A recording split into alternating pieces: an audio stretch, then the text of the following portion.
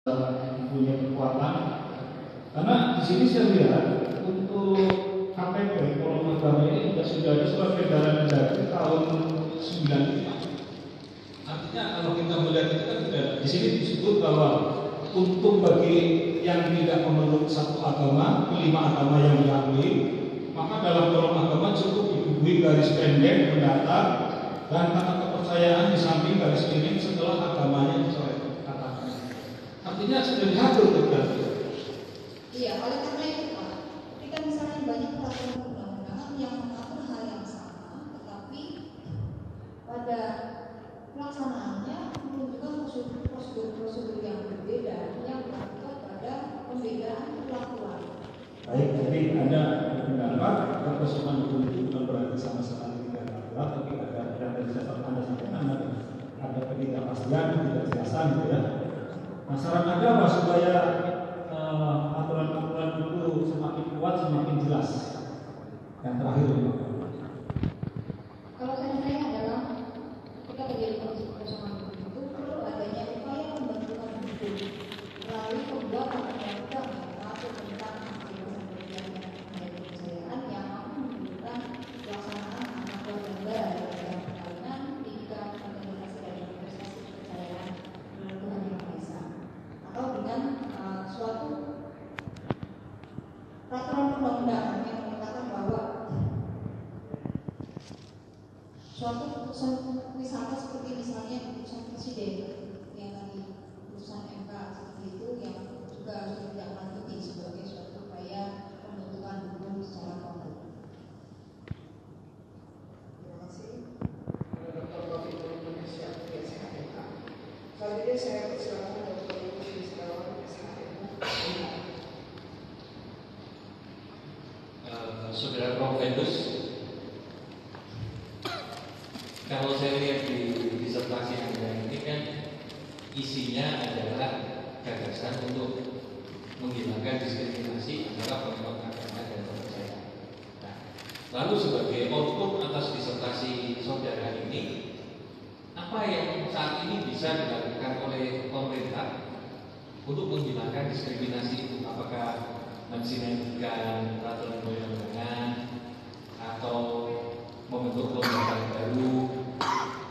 Itu saya tadi belum lihat di saran saudara. Bagaimana? Silakan saudara Profesor. Baik, terima kasih Pak Rio.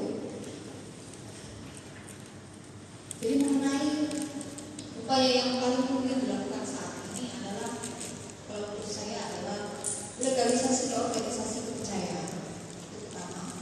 Yang kedua adalah yang pertama adalah sinkronisasi peraturan perundang-undangan. Ketika ide misalnya adalah membuat undang-undang kebebasan berkeyakinan terhadap Tuhan Yang Maha Esa, di situ nanti akan dilanjutkan dengan legalisasi organisasi atau aliran kepercayaan yang ada di seluruh Indonesia, sehingga legalisasi yang dimaksud artinya adalah penyederhanaan tata cara pendaftaran organisasi yang berbeda dengan organisasi kemasyarakatan pada umumnya. Karena yang dilakukan oleh Kemendagri melalui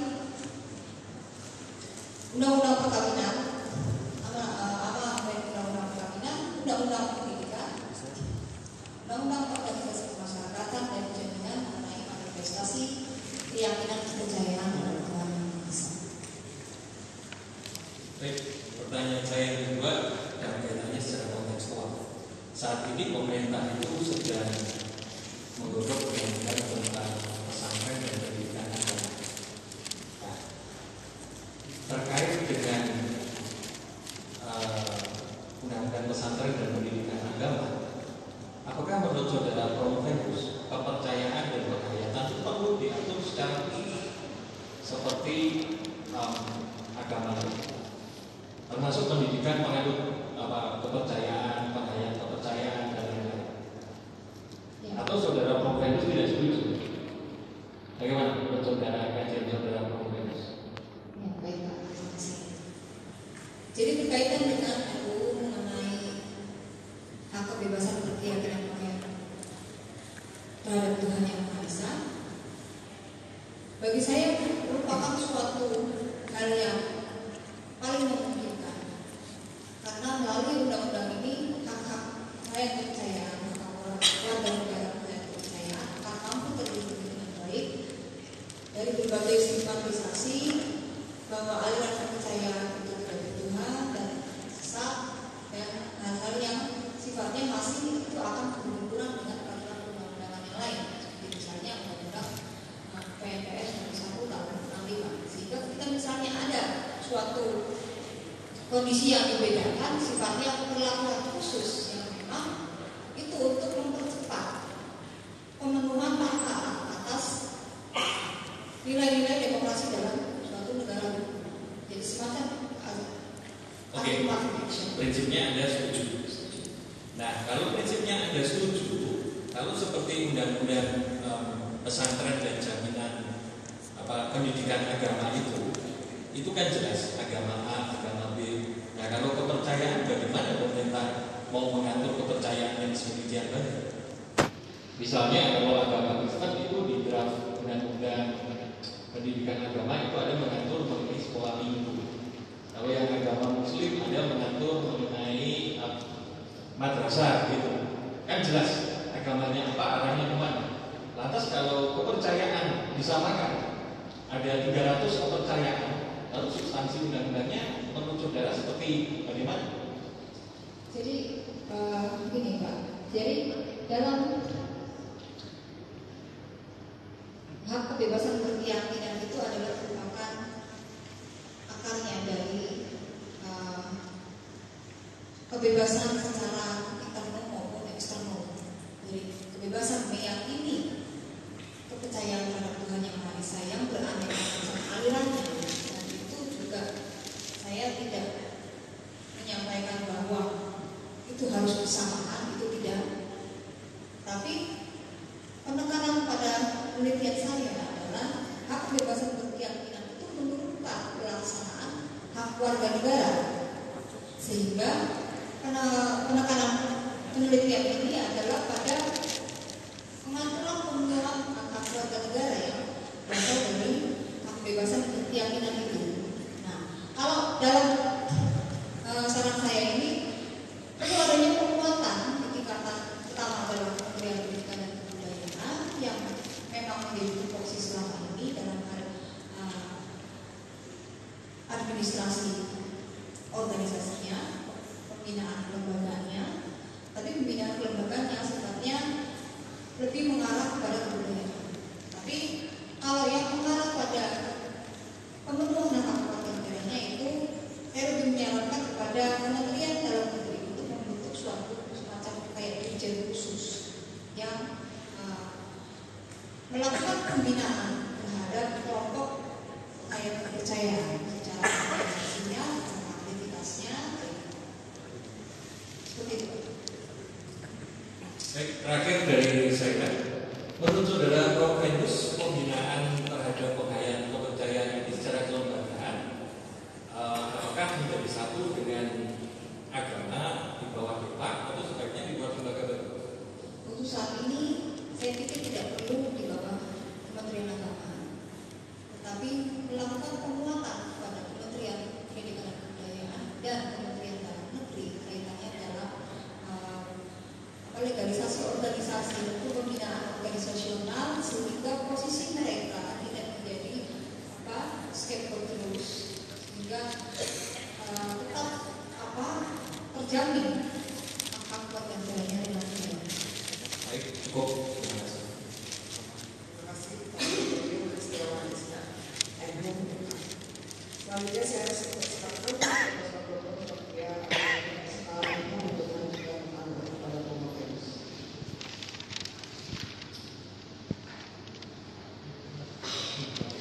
Terima kasih. Di data ini akan menjadi tentang ini. Sebenarnya kalau dari teori asasi manusia, hak kebebasan satu keyakinan ini lebih cocok pada teori naturalis atau teori positivis? Terima kasih Prof. Kalau menurut saya itu cenderung pada konsep yang naturalis. Oke, kalau demikian mengapa dalam disertasi ini Anda lebih condong semuanya itu diselesaikan secara positivis, gitu. Sampai Anda membuat bab sendiri mengenai pembentukan peraturan undang-undangan dan lain-lain. Jadi Anda solusinya positivis semua. Berarti logikanya kan dia berkepercayaan karena diatur dalam undang-undang atau dalam peraturan undang-undangan. Bagaimana Anda menjelaskannya? Ya, baik Pak. Jadi menurut saya yang meskipun dapat dari aspek naturalis bahwa aspek kebebasan berkeyakinan terhadap Tuhan Yang Maha Esa merupakan hak asasi manusia yang paling hakiki. Namun secara dalam implementasinya dalam suatu negara hukum, asas-asas yang berasal dari aspek naturalis inilah dipositivisasi dalam suatu ketentuan perundang-undangan yang dapat menjamin pelaksanaan hak-hak asasi manusia itu bisa terrealisasi dengan baik.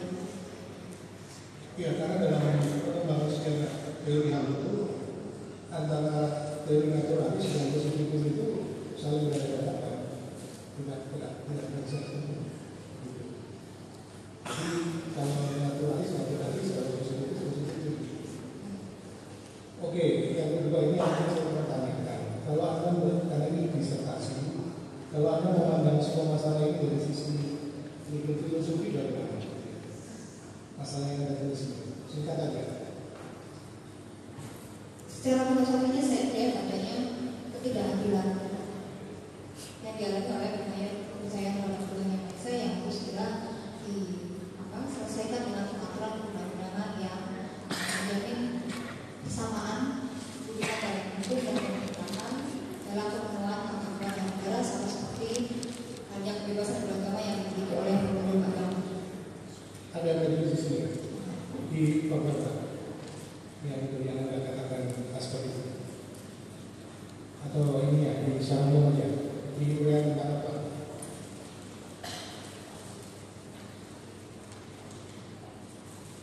Oke, kalau tidak saya lanjutkan yang terakhir saja tadi yang mengenai apa masalah kita hukum Ya. di beberapa berita maupun di beberapa muncul. Ya.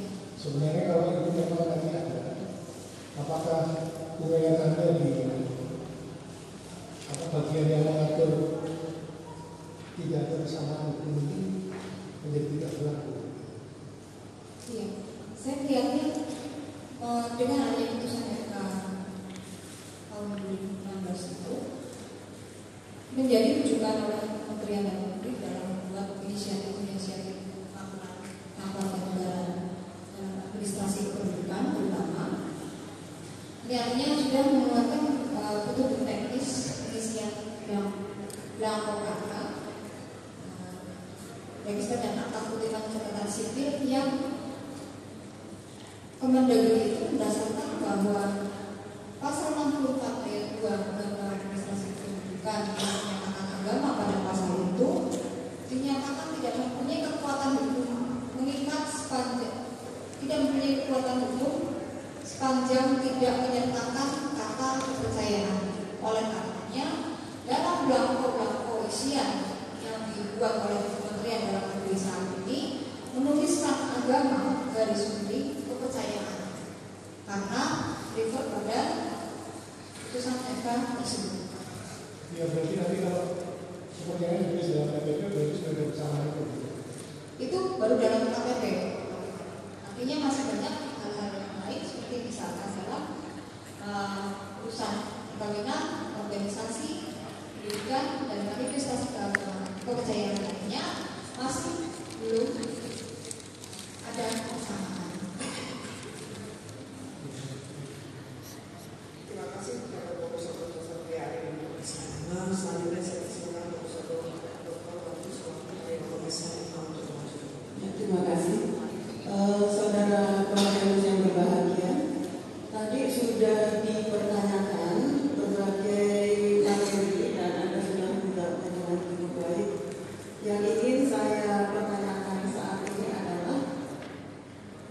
bagaimana Anda menyelesaikan rumusan masalah Anda sehingga dapat menghasilkan suatu hasil penelitian yang Anda sudah kemukakan tadi.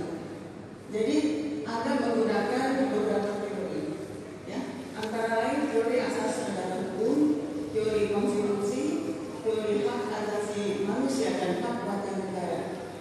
Bagaimana Anda menjelaskan atau menunjukkan ketiga teori ini dalam menyelesaikan masalah Anda yang tiga tadi, sehingga akan kelihatan uraian atau analisis Anda itu akan menghasilkan suatu kesimpulan yang Anda sudah kemukakannya. Mungkin ada baiknya ditayangkan rujukan masalahnya supaya ingat. Ya, jadi dari rujukan masalah ini Anda menggunakan tiga teori. Tolong dijelaskan bagaimana hubungannya teori-teori yang Anda gunakan tadi sehingga dapat menjadi dasar untuk mendapatkan suatu solusi dari rumusan masalah Anda. Silakan. Baik, terima kasih. Jadi dalam penelitian di tempat saya muncul 3 rumusan masalah dengan 3 dasar teori, yaitu teori negara hukum, teori konstitusi, dan teori hak asasi manusia dan hak warga negara. Menurut saya, dalam suatu negara hukum, terutama dalam suatu negara hukum demokratis, sangat penting adanya perlindungan terhadap hak asasi manusia bagi setiap warga negaranya. Artinya, cita-cita mewujudkan masyarakat adil dan makmur dalam suatu negara hukum hanya akan bisa direalisasi ketika dalam suatu negara konstitusinya itu sudah menentukan dengan tegas dan ada implementasi dari nilai-nilai konstitusi itu bagi pemenuhan perlindungan hak asasi manusia dan hak warga negara. Masih bisa tidak Anda boleh menjelaskan rumusan masalah satu itu Anda selesaikan dengan teori apa saja? Kemudian rumusan masalah 2 dan rumusan masalah 3. Ya, baik Prof. Terkait dengan rumusan masalah 1, 2, dan 3, saya tidak menjawabnya hanya berdasarkan satu teori saja untuk satu rumusan masalah, tetapi saya melihat ketika misalnya dalam rumusan masalah 1 bagaimana pengaturan atas kebebasan berkeyakinan dan kepercayaan terhadap tujuan yang biasa dalam negara hukum demokratis. Ketiga teori yang saya gunakan juga memberi andil dalam analisis dalam menjawab rumusan masalah itu. Seperti misalnya saat menjelaskan bagaimana pengaturan, kita akan melihat dalam suatu negara hukum pasti akan suatu negara disebut sebagai negara hukum jika misalnya ada konstitusi, ada konstitusinya, negara hukum konstitusional. Tapi belum tentu negara hukum yang konstitusional itu disebut negara hukum yang demokratis kalau negara itu pada kenyataannya justru memunculkan maksa, bukan pesta, sehingga pencitraan negara hukum konstitusional hanya pencitraan ketika misalnya tidak diimbangi dengan pelaksanaan. Tapi rumusan masalah 1 melihat dulu pengaturannya seperti apa. Baru yang kedua adalah bagaimana pelaksanaannya, dan ketiga ideal yang seharusnya dibangun untuk mewujudkan cita-cita negara hukum demokratis dalam kebebasan berkeyakinan. Kalau bisa Anda jelaskan yang ketiga teori tadi itu termasuk grand theory, middle theory, atau applied theory? Untuk grand teorinya saya menggunakan asas negara hukum. Untuk middle teorinya saya menggunakan teori konstitusi, dan applied teorinya saya menggunakan teori hak asasi manusia dan hak warga